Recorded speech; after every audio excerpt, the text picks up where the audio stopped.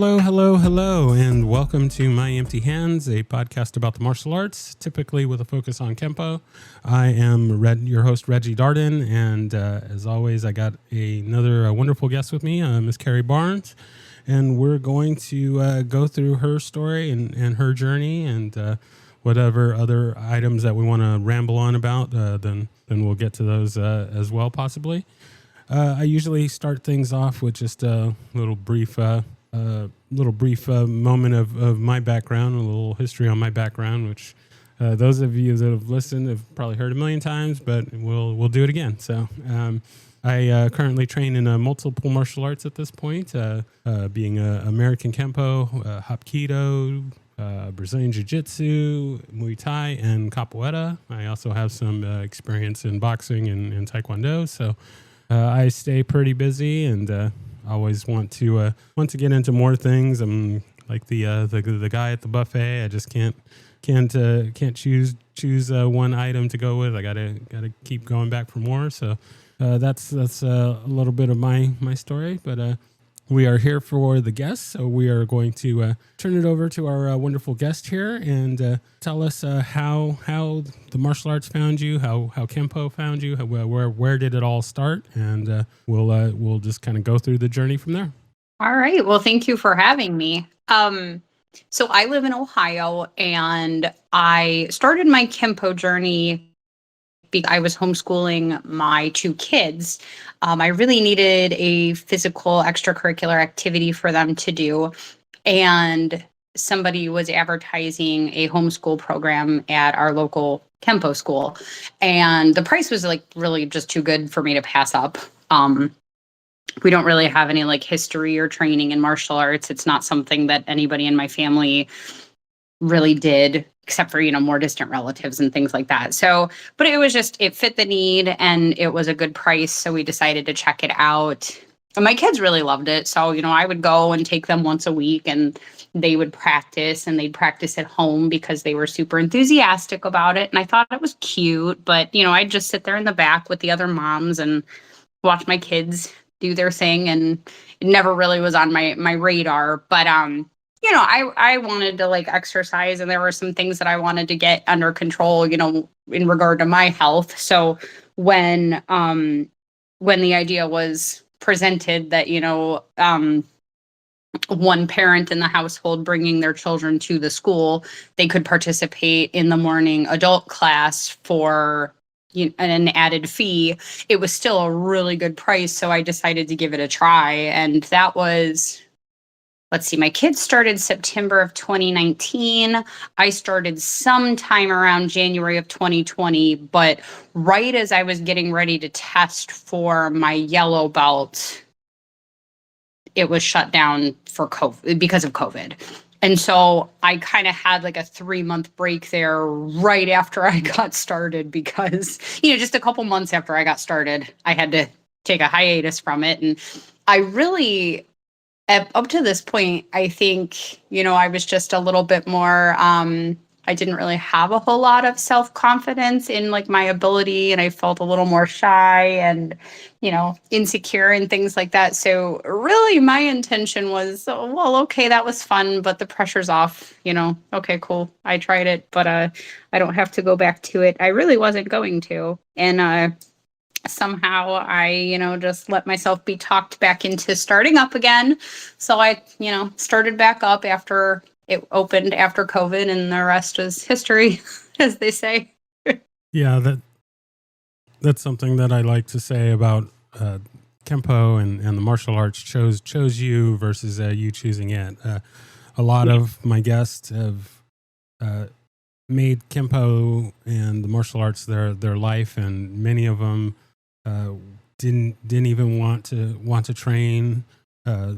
Number of them came with a friend, and the friend then bailed, and the guest continued on. So Yes. yeah, I think the martial arts really chooses the individual versus the individual choosing them. So that's yes, and I'm super thankful for that too. Actually, every day I'm so thankful that that's the case because well, my daughter both of my kids actually, they stopped going. They grow and they get their interests and they get involved in school. So they don't homeschool anymore. They go um, just to, the public school now. And so there was other activities that they were interested in, time and things like that. And so they stopped going and I kept going. And eventually life got to a point where, I had gone back to work and I couldn't attend those classes anymore. And I was just really, really devastated at the thought of like not continuing and not finishing. But eventually, or I say not finishing because in my mind at the time, I just wanted to, get to my black belt. And in my mind, I think a lot of us when we first start, we're thinking like that's the end goal, get the black belt, but it's really just the beginning. So you're never really finished. But that was my goal at the time. And I was really, really upset that, that wasn't going to be something that I was ever going to get to do. And then I discovered my current school. My instructor actually lives in Ontario, in the Ontario, Canada region. I train under ninth degree Master Jamie Seabrook. And so I was so happy that I was able to join his class and just continue on in my Kempo journey. I'm so thankful that I found that school. Yeah, Mr. Seabrook is a wonderful, wonderful teacher. My very first guest. So he definitely has a special place in my heart for that. And he's Absolutely. he's a wonderful, wonderful, wonderful person, wonderful teacher. So yeah, you definitely found the right place to train and the right teacher to have you guide you onto that coveted black belt. I know it's been said that getting people that get their black belt and then quit is kind of like getting your driver's license and then never driving. And Yes. it's always curious to me. I like many others, I know people that just put in all that work to get to their black belt and then they'd stop training, and it's really baffling to me why anyone would do that. There's just so much literal blood, sweat, and tears in order to get to your black belt that Yes. I feel like spending all that time and then not continuing on the training. I feel that it's kind of a waste of time, or a waste of all that time. And I totally get it. Life gets in the way. I mean, I have yet to reach a black belt just because of life getting in the way many times. But I still love to train, and I still love to do what I do, and I'll get to that black belt one of these days. But I certainly don't intend to stop after all of these years. I couldn't imagine getting to that point and then being like, okay, I'm going to go do something else. Right. That just seems kind of crazy to me, but I get it. I do too. It's Mhm. an interesting perspective shift, though. I think when you first start out, it's like, oh man, I just want to get my black belt. So that's what everybody, that's their goal in mind. And then when you get there, you're thinking, I still feel like a brand new Kempo Kempo practitioner. I still feel like this is completely new, and in a lot of ways it is. I mean, it's the beginning and you get to start over and relearn things and learn and discover new things. So I think that mindset shift and like the growth that I've personally experienced, it's crazy.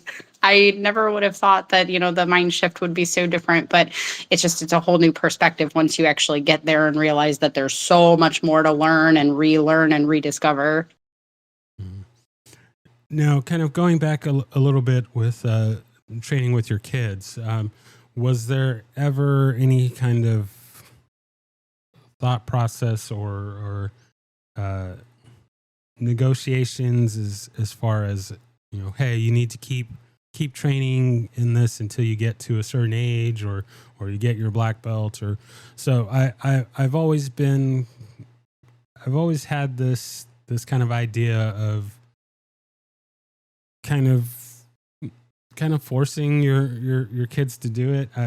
Well, I don't really want to say force, but uh, I think about this I don't know, cartoon, meme, whatever you want to call it, that I saw some time ago, where they had these parents and they were signing up their kids for class, and the kid was in their gi, and they were all excited and everything, and then the next little panel, it's like, oh well, 6 months later, it's like, oh well, we want to take little Johnny out of the class. He's not into it anymore, and they show the kid, and he's on his little device, and it just kind of struck me in that there's a lot of parents these days that are willing to just kind of let their kids, the kid, it gets a little bit hard for them, and the kid says, oh well, I don't want to do this anymore, and then the parents kind of cave, and that I kind of feel like parents shouldn't do that.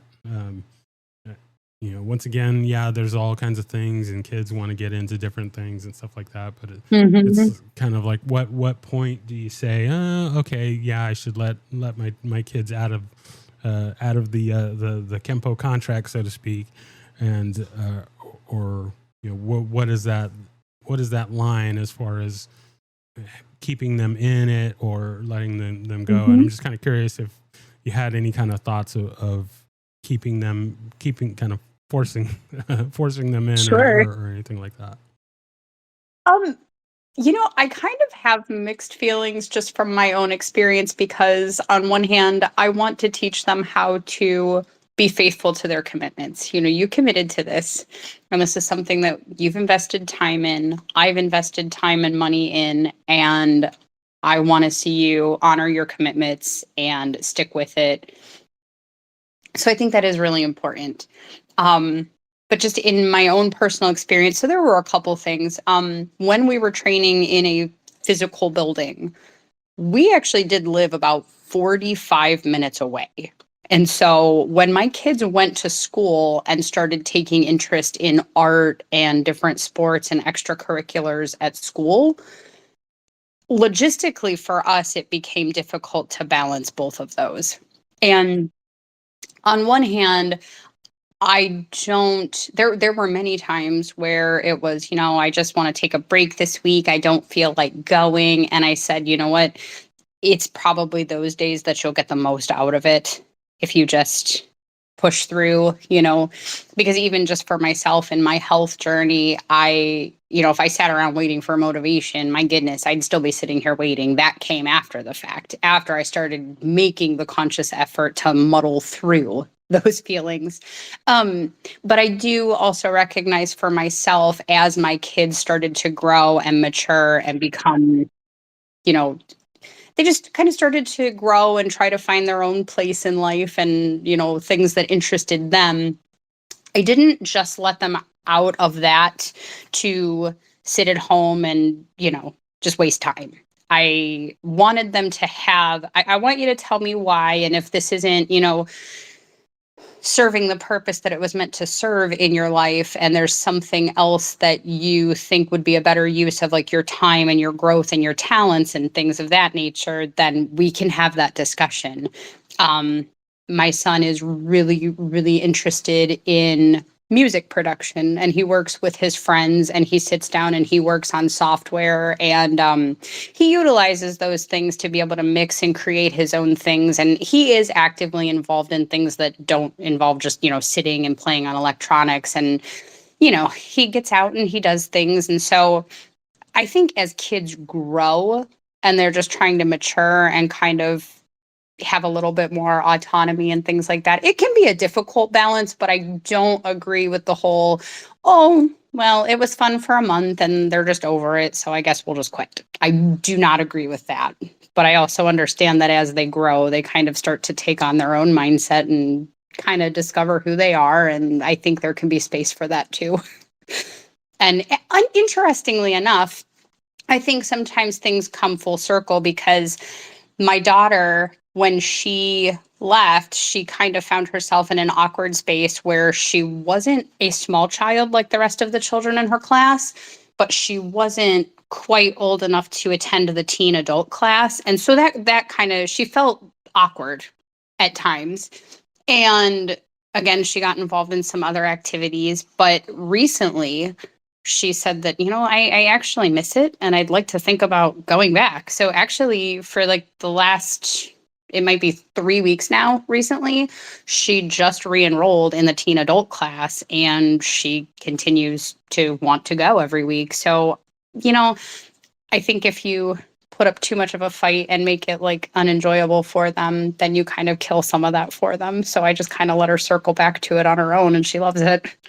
No, very nice, very nice. Yeah, I was gonna ask, since you continued on and you're still doing the training. I was gonna ask if there was a little, wink wink, nudge nudge. Hey, I'm heading to class. Maybe you want to grab your gear and come join me, sort of Oh thing. yeah.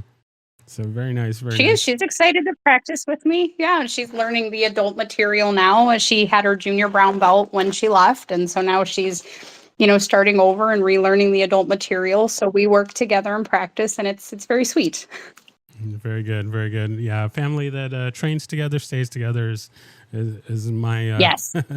my thought process. So yeah, I always love to hear when families can train together, and it's never really been a big interest to me to have the parents just drop their kids off and then they take off. And it's like, no, like Right. get in there with kids and get some training with them. If nothing else, you can help them with their quote unquote Kempo homework, and instead of just having the kids I kind of go agree. off and do whatever. And it's like, oh, what are they doing? What is that? I don't understand anything that they're doing. So you have that I agree. insight to what they're doing, then you can help them out. And I think that helps boost their desire to do it. So Yes. I like it. I like it. So you got into you're getting back into the training, and you're doing your things. Did get involved in the competition side of the training at all? I sure did. Actually, let me think. I've competed in the same martial arts tournament locally for 3 years in a row. And I mean, it gets tough. Sometimes there's some fierce competitors out there, and it's all different styles too. So it's really interesting to see some of the parallels and some. I'm like, oh, that looks very, very much like Kempo. I wonder what style that it is, but it isn't. And then there's some that are just very different. And so I love going and watching just as much as I love competing. But yes, I love competing in this martial arts tournament. So I definitely plan to do that every year for as long as they'll have it and as long as I'm able to. I don't make, I don't know. I know some people compete frequently. I'm good with one. I would think about maybe a second one if something ever opened up, but it is something I look forward to every year.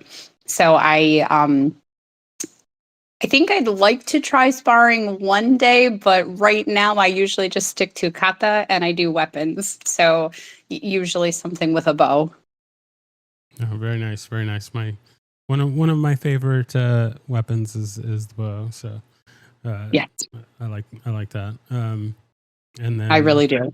in the kata, which is your go to forms and on that?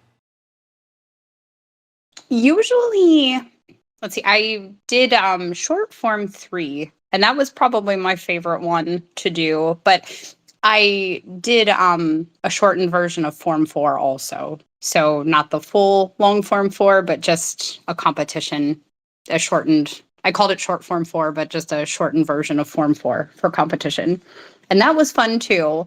I did um I did staff set 1 year and another form that I learned that is not part of the Kempo system, but it was called floor sweep. Oh, okay. Where did that form come from? It was something that I learned at my previous school, and I want to say he might have learned it from a previous instructor, but as far as what martial art it comes from, I'm actually not certain. I don't know that I ever asked, honestly.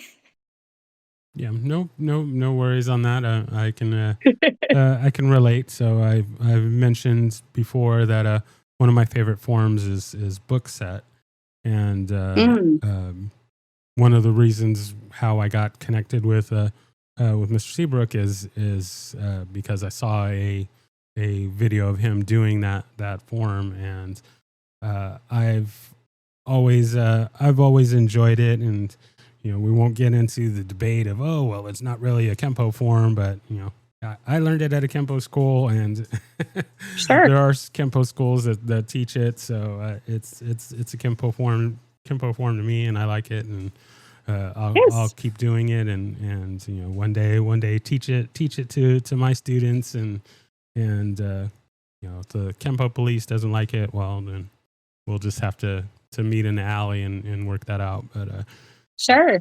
Yeah, um, I love it. I have not yet learned it myself, but during my first degree black belt test, one of my classmates was testing for his second degree black belt and performed book set. very So nice. I think it was phenomenal. He did a really good job. Very nice, very nice.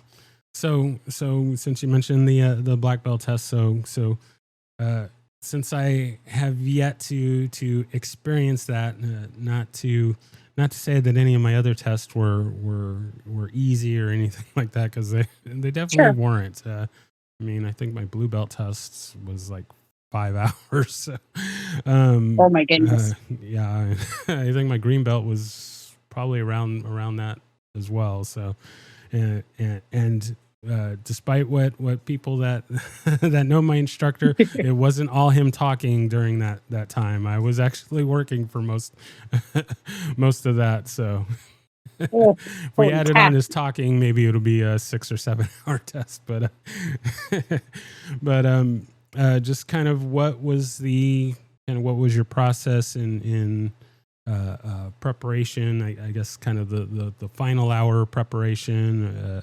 How long kind of previous were you?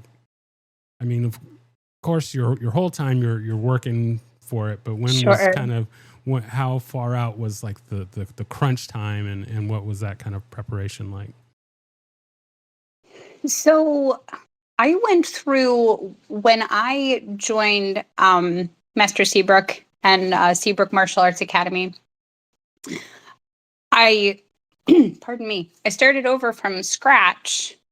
Just because, going from school to school, they might want to see different things or they might have just a tiny bit of different requirements. Every school is a little bit different. So we started over, and there were a lot of things in the Kempo curriculum that I had not learned. So I went through and started off at the very beginning, and he took me through the entire curriculum, and then we started focusing on what my test was going to consist of. And so it took me, I want to say, almost maybe 9 or 10 months, almost a year to go through the curriculum, just lessons every couple or every week, almost every week. And we went through the curriculum. So then he just picked out, different like forms and sets and things like that. And, I knew which techniques were going to be on my test. And so then it was just a lot of practicing by myself, a lot of practicing with peers that I have here. I traveled to train with my classmates. So I went up to Ottawa, up in Canada, a couple times at the seminars. I would train with people. So it was just a lot of intense practice and a lot of focus, very specific focus on the things that I knew I was going to need, forms. I did long form 4 for my test. And so I practiced that probably more than anything because that was the newest one for me. And so, yeah, it was just a lot of intense daily practice, repetition, lots and lots of reps. Yeah, I can definitely definitely relate to that. I definitely need to get some more reps in, and probably not do so much stuff, because I still need to get around to getting testing for my Brown. I've been life gets in the way, and different circumstances have delayed it. So I'm quote unquote long overdue for that. So I definitely need to get my time in on that. I'm curious, since you started over again, was that something that was it a pain point? Were you open to that?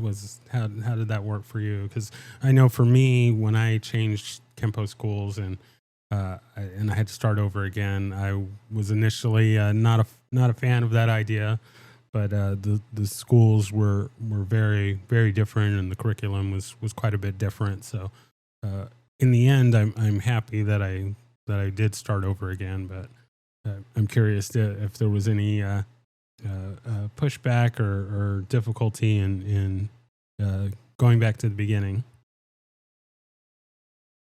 Truthfully, not as much as I thought there was going to be. So I when I made the decision to step out of my previous school, I just had a lot going on with my family. And like I said, I was going back to work. So it was just not possible to be in their training. And I was just coming up on, I think maybe I was about 6 months away, maybe a little bit more than that, from testing for my first degree black. So it was, in that moment, it was really hard to say, okay, I'm going to take a step back, collect myself, see what I can do here. And a couple months after I decided that I couldn't attend there anymore, I found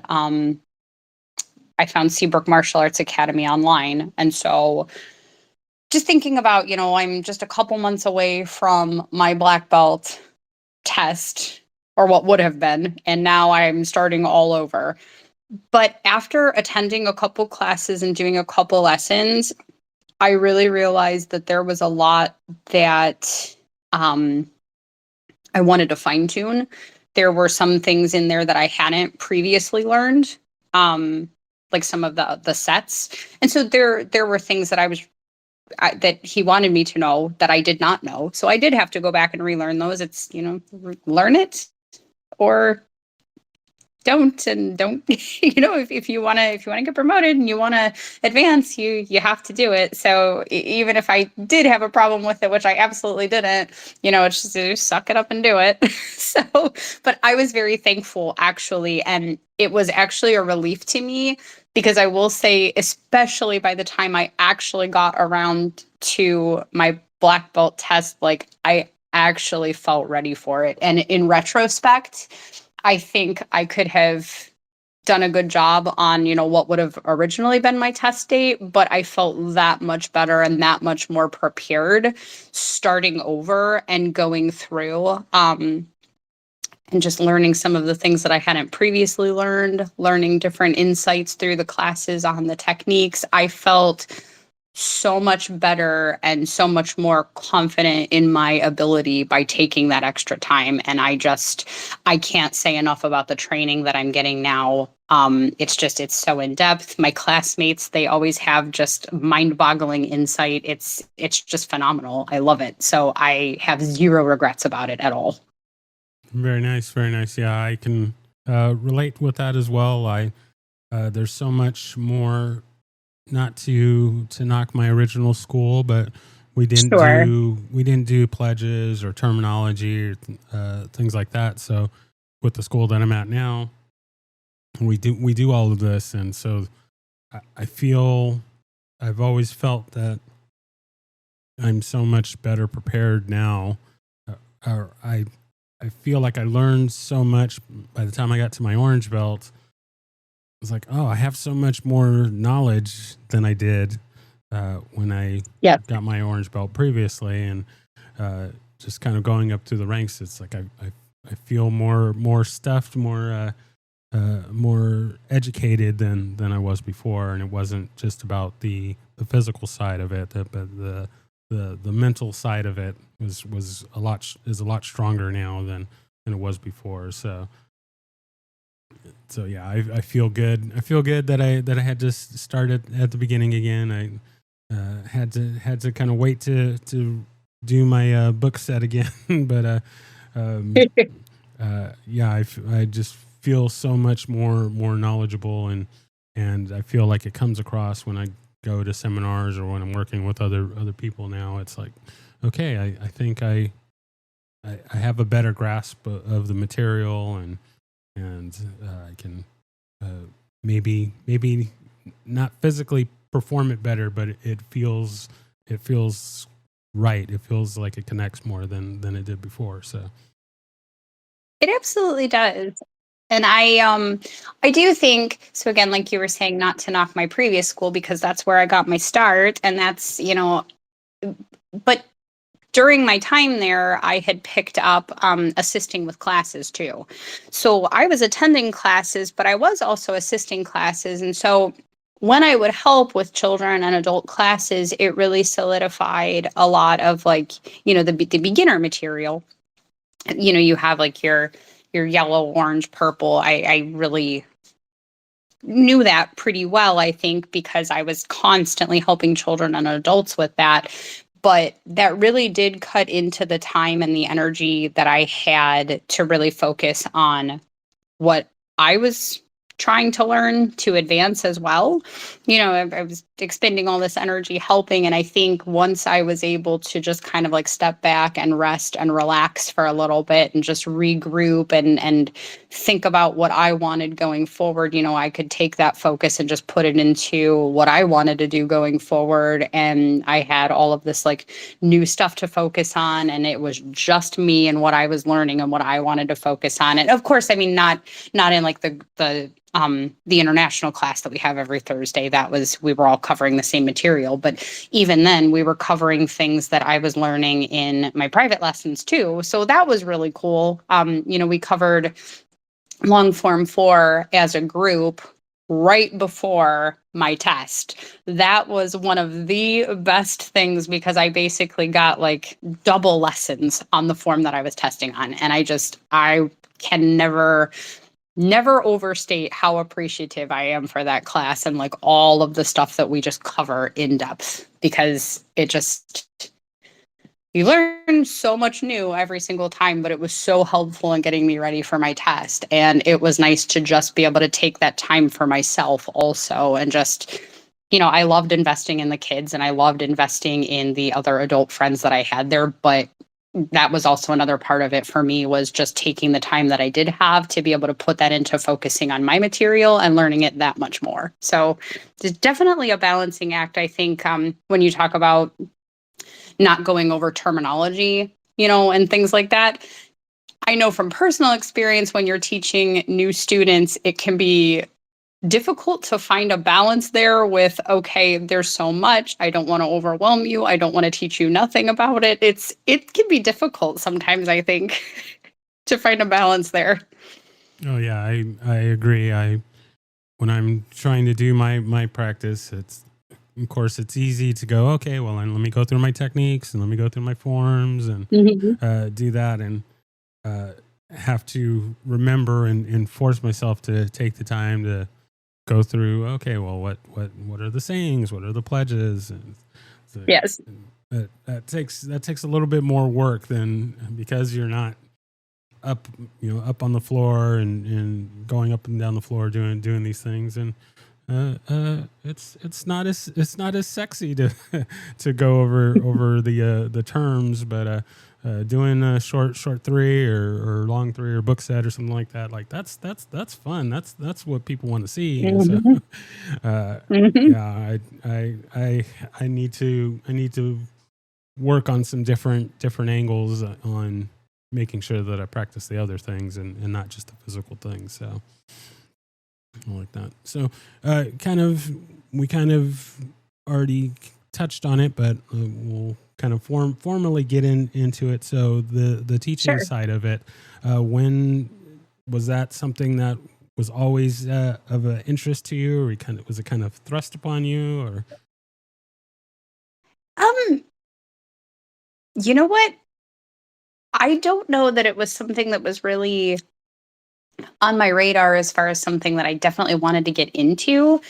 I just saw that there was a need at the time, so especially with some of the children's classes, they had grown so much and there wasn't an assistant instructor in that class at the time. And so I just offered to fill in and then I just kind of stuck, so I just stayed there. And I really love working with kids. I think that they are so fun and their little personalities. And, I don't, of course, encourage them to be mischievous, but it's sometimes just funny when they're being mischievous and you got to try to hide your smile because you don't want to encourage it. But they're just brutally honest without even meaning to be. So they're just so fun and candid to work with. And I feel like in a lot of ways I'm a big kid at heart. I love to have fun. And so I always had a blast with them. So it wasn't something that was on my radar. Like, yes, I have to do this, but it was something that I offered to do and I found that I loved it. And so I just went with it. And I loved working with the adults too, but the kids were just my favorite. So I enjoyed it. But again, just realizing that, my life was taking a little bit more of like a busy turn, not being able to stick with it. I kind of had to consider, the fact that it's probably just not, within my ability to continue because I need that time for myself and for my family. So I was very, very sad to not have that, going on anymore. But after I left my previous school and I started training with Seabrook Martial Arts Academy, a couple of my friends, from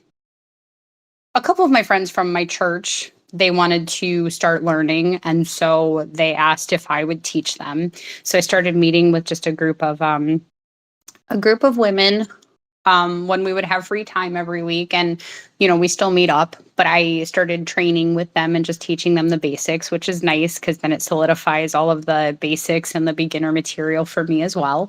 So I really enjoy doing that. I also joined on as a board member for the International Women of Kempo. So I do promote, their training on that page, just kind of what we're up to. Hey, this is what we were working on. So I love getting out there and working with my lady friends. I love promoting their successes on the International Women of Kempo. And it was just nice to step out of that and realize that the Kempo world is so much bigger. So it's sad for me. I miss them, but I'm also very happy to be where I'm at, teaching the women that I'm teaching and just, growing into that role. Very nice. Very nice. Very nice. Now, do you train in any other arts other than Kempo, or is it all Kempo all the time? So I don't go to any other school to train. When we do our classes every Thursday, we do the international class and we do seminars twice a year in the Ontario, Canada, Blenheim, Ontario, Canada. We do get some cross training in jiu-jitsu. We get cross training in FMA. So there's some there, but I don't have anything that I go and do on the side by myself right now. So it's really just Kempo and whatever cross training I get in classes and seminars. Okay. But I do really love them both. FMA and the jujitsu training that I get and the practice that we get in the seminars, I find them phenomenal. I absolutely love it. So I always look forward to it when we do it. Very nice. Very nice. Yeah, I'm a big fan of cross training, obviously, since I trained so many arts. And yeah, it's nice to be able to see, be able to use Kempo in other arts, other situations, and apply that Kempo mindset, those Kempo principles to something that is quote unquote not Kempo. So I've always felt that Kempo is a really good base for that sort of training and that sort of expansion of skills. Definitely. Now that I'm thinking of it, so I very briefly it's been over a year now, so I actually completely forgot about it. But very briefly, I did some training in Krav Maga, and it was actually interesting a couple times to learn their different techniques and their different strikes and how to get out of certain things. And I'm thinking, okay, this positionally, this feels exactly the same as hooking wings. So you could actually employ a Krav move and go right into hooking wing with from Kempo. And so I thought that was really cool, but I didn't do a whole lot with it, so much that I, completely forgot that I even did it. So Gotcha. it again, is scheduling, I tell you, scheduling can be brutal when it comes to training. And so I stick with Kempo. Kempo is my home base. Gotcha. Yeah. Yeah. I think I need a little bit more of that, but I just can't help it. There's a lot of different schools, a lot of different styles and things around me. And Sure. it's hard not to, not to, want to go and sample some other things. Sure. And then with starting the podcast and talking to different people. So I interview non-Kempoists as well. And then we'll have somebody mention a particular style, and it's like, oh, well, that really sounds interesting. I want to try that. And so as much as I love doing the show, it can sometimes be a problem as far as time goes, but we'll Sure. make it work. Make it work. Yeah. All right. So recently I was in witness of a kind of a part of a discussion about what it means to be a black belt. So within all the different styles, there's no kind of rule set. There's no kind of checklist of what it means to be a black belt and what what it actually is to be a black belt. So I thought that this conversation was really interesting, and there's a lot of different interesting points that were brought up. So I decided that I was going to start asking my guest in there's no right or wrong answers, obviously, but just kind of curious what your thoughts are in what it means to be a black belt, what it takes to earn a black belt, and just kind of your definition of it.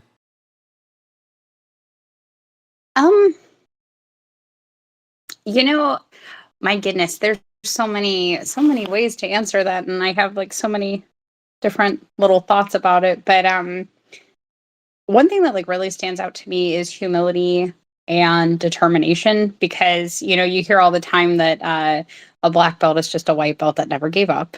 So of course, you have to keep going with it. You have to pursue even when it's difficult. And one thing that it's taught me is that I swear there were so many times where I thought, okay, I know I said that, long form 2 was going to be my undoing. But now that I'm here learning long form 3, I really just think this might be it. This might be my undoing. And every time, if I just take enough time and work through it and apply myself to it, I've not encountered anything that I haven't been able to at least memorize and understand and get past. So I think there's a lot of determination that goes along with it. I think realizing that you're never going to not have something to work on. I mean, I'm speaking from my own experience personally. Like, there's plenty of things that I still want to work on and improve, and I don't think that ever goes away. So just recognizing that it's never like, nobody's perfect. Everybody has improvement. Everybody has things that they want, that they could work on, that they could get better. You're never going to have all of the answers. So I just really think that humility, determination, being able to encourage and build other people up is important too, because I think I know for me, walking in and seeing all of these advanced belts as a new beginner, I feel very self-conscious about doing things that they've been doing for years. And you know, being more advanced myself now, I look at that and I think, well, yeah, of course, you're new. You're new. You've been doing this for all of what, 10 minutes? I've been doing this for, several years. Of course it's going to look different and you might not be quite as polished, but you'll get there. So I think just being able to like take that pressure off of a new person and just being able to be humble and just I don't know. I'm very thankful that the other martial artists that I'm surrounded by are very humble and very non-judgmental and very welcoming, and they really just make you feel at ease taking Kempo and just making it your own and doing the best that you can with it. Um, so I do. I think humility, determination, just continuing to train, improve yourself, and help build up the Kempo community. They're just really important traits in a black belt. Very nice, very nice. Well said. I like it. All right. Thank you. So now that you are a black belt, there's one other item that I wanted to get to before we head into our lightning round. Okay. I mean, like I say, with all the guests, there's always so many things that I want to get into, but not enough time for it all. But so we'll have to schedule a part 2 and 3 and 4 and 12 and all that in the future. Absolutely.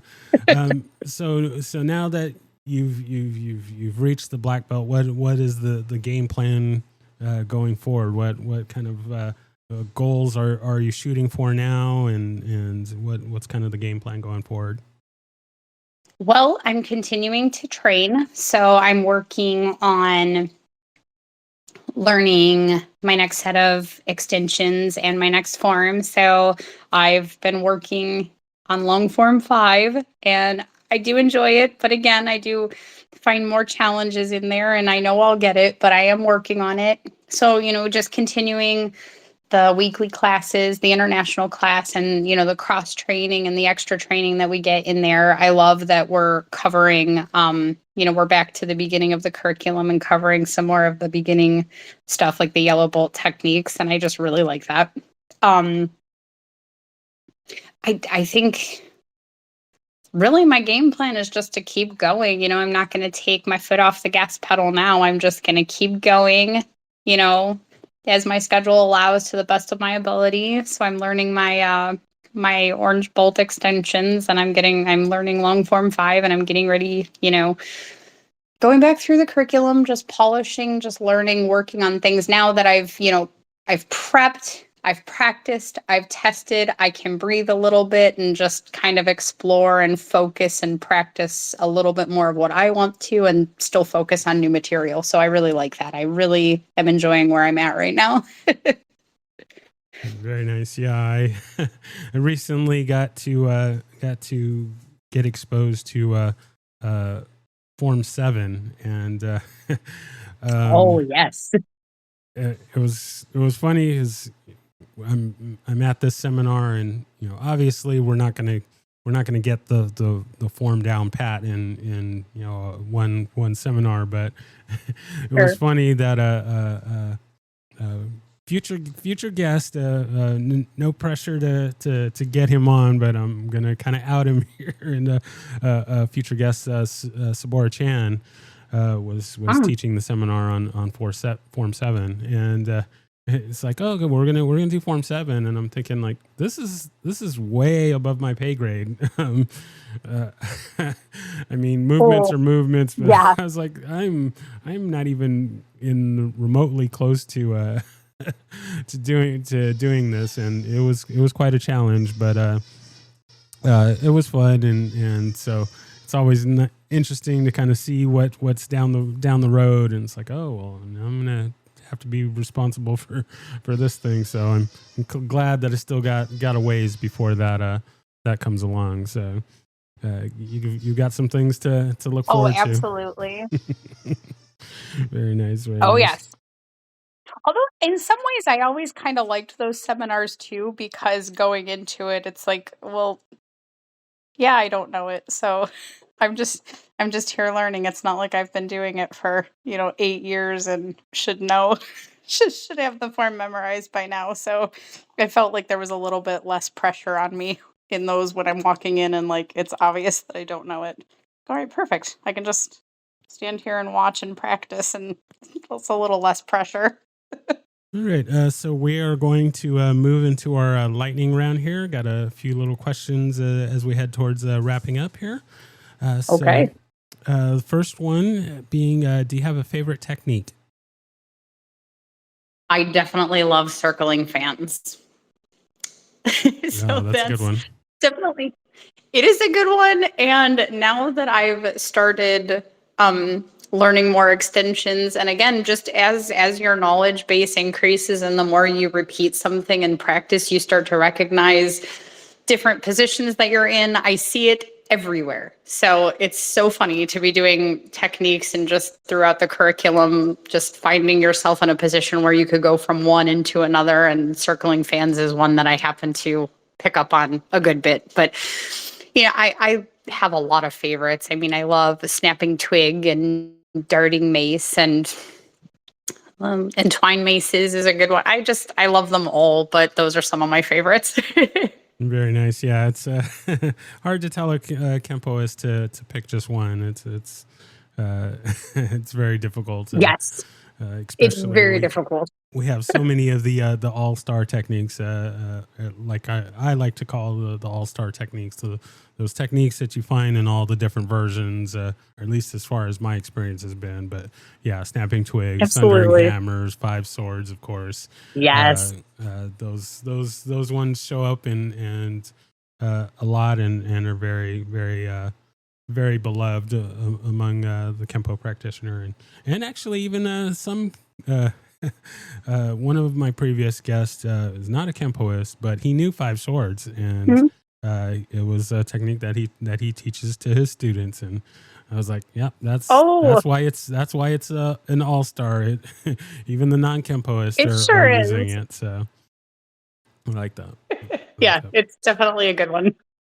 All right. Next question: do you have a favorite form and/or set?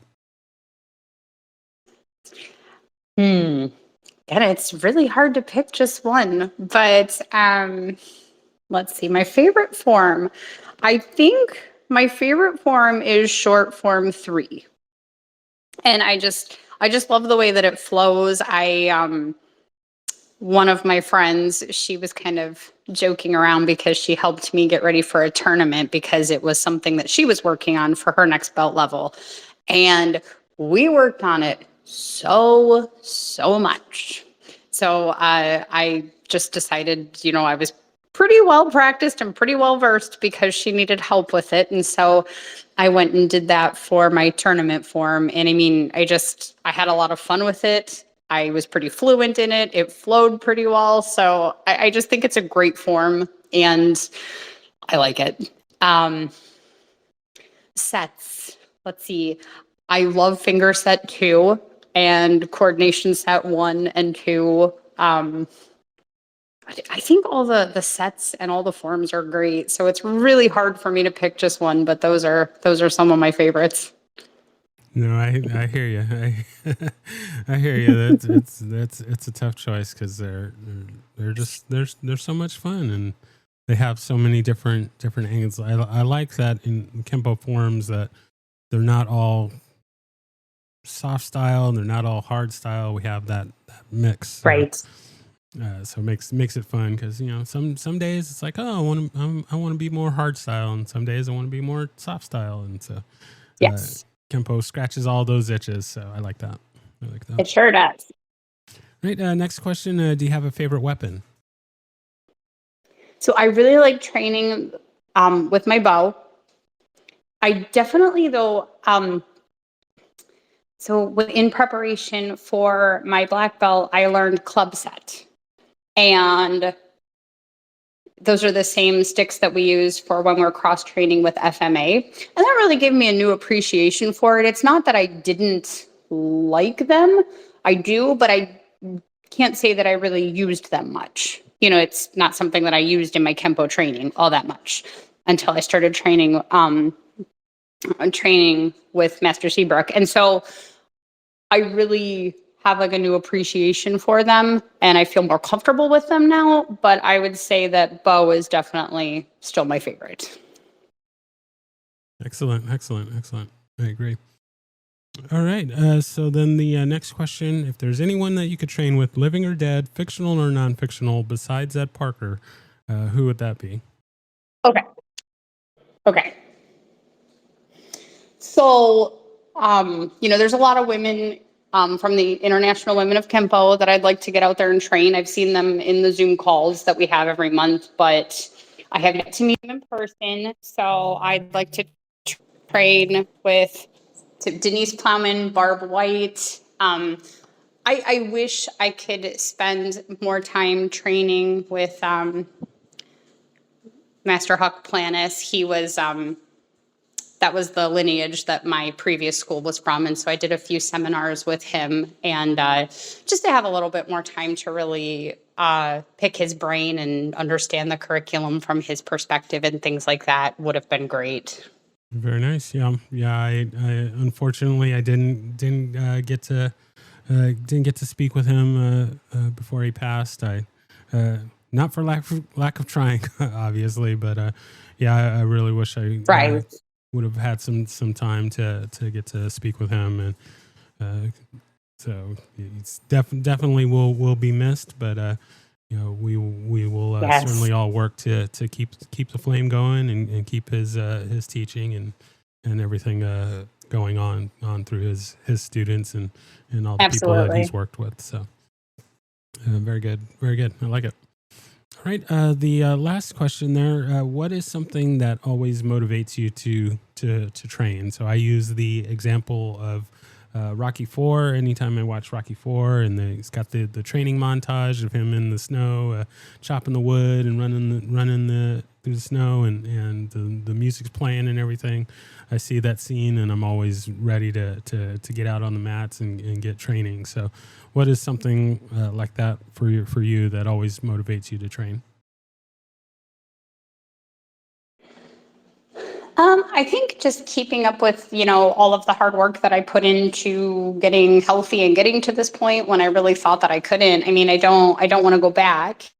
I don't want to lose what I've gained in, self-confidence and ability, and just like the outlook and the perspective that it's given me on life in general. So to keep that, it motivates me. But really it's also like I just feel good. I feel more capable, more accomplished, and just I have a better outlook on life in general when I get up and train and practice. And so it definitely helps set the tone for like my day and my week. Also the example that I set for, my daughter that want to train with me. I can't expect to be any good at them if I'm not doing it myself. Gotcha. Very nice. All right, so now we are at our final moment for today, and that is the shameless self promotion. So you can plug anything that you'd like, or if there's anything that you wanted to make sure that you got out there today, you now have the floor, and then we'll close out from there. Oh, so I mentioned a couple times the Thursday night international class. I train under ninth degree Master Jamie Seabrook. It's always a great time. The classmates are fantastic. The instruction is notch. I'm also a member of Phasic Combative Kempo Alliance, or the PKKA. Senior Master Todd Durgan, phenomenal resource. He comes and does the seminars in Blenheim, Ontario also. So I've had the privilege of training with him, and the insight that he has, it's amazing. And then I have to shout out the International Women of Kempo. I love being a board member there. I love just being able to promote women in the arts and our role and how we can, continue to grow and improve and set a good example for the younger generation, for, all the women out there. So those are my shameless plugs. But phenomenal groups of people. So they deserve to be promoted.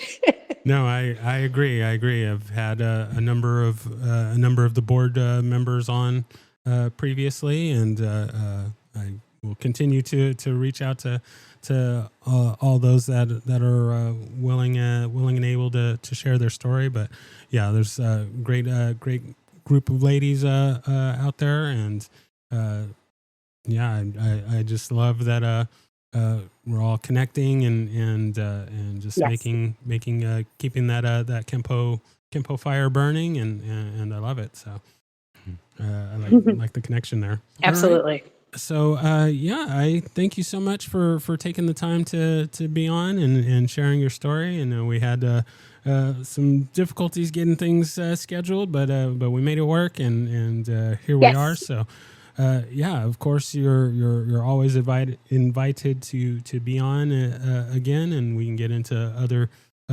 points and other topics. And but yeah, just continue to watch what you're doing and cheer you on, and hopefully we can get to train in person someday. And yeah, Yeah. just once again, thank you so much for being on. Thank you. I appreciate it.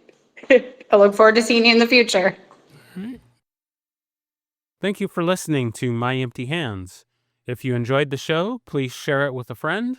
If you didn't enjoy it, please share it with an enemy. If you'd like to be a guest, or if you would like to recommend a guest for the show, please email me at podcast@talkingkempo.com. Thank you.